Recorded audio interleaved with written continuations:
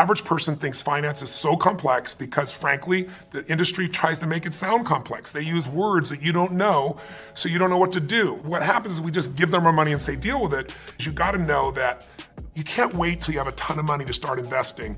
If you can invest in business, even a small amount, you can grow. And I don't care how small it is, but you got to automate it.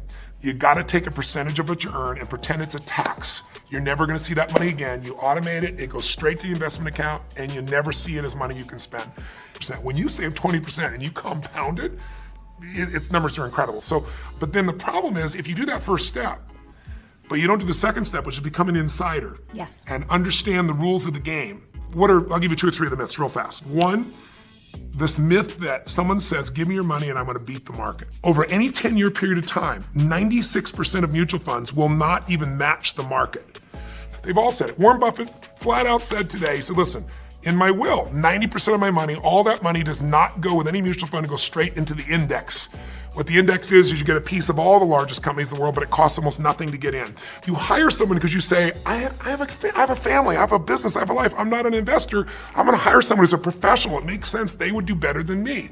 Unfortunately, that's wrong. 4% of them will beat the market. 4% chance to find the right mutual fund. It's not gonna happen. So the second thing is, after getting terrible performance, people say, well, fees don't really matter, or they'll tell you it's only 1%. Forbes says the average fee is 3.12. Now, 1% versus 3%, big difference. Huge. Right? Here's the difference. Just like you grow by compounding, like your fees also compound. If you have 3 people and one gets 1% in fees, 2%, the other in 3%, they all get the same return. They start out with $100,000 at 35. For 30 years, they accumulate to 65 years old, 7% compounded, they all get 7%. And when they go to retire, the person at 1% in fees is gonna have $574,000. The person at 3% in fees will have $224,000. 77% less money. If I said to you, here's a deal, let's do an investment. You put up all the money, you put up all the risk. I'll put up no money, I'll put up no risk. If you lose, I win, and if you win, I win. And if you win, over the life of the time, I'll get 60% of what you earn. That's a mutual fund with 3%.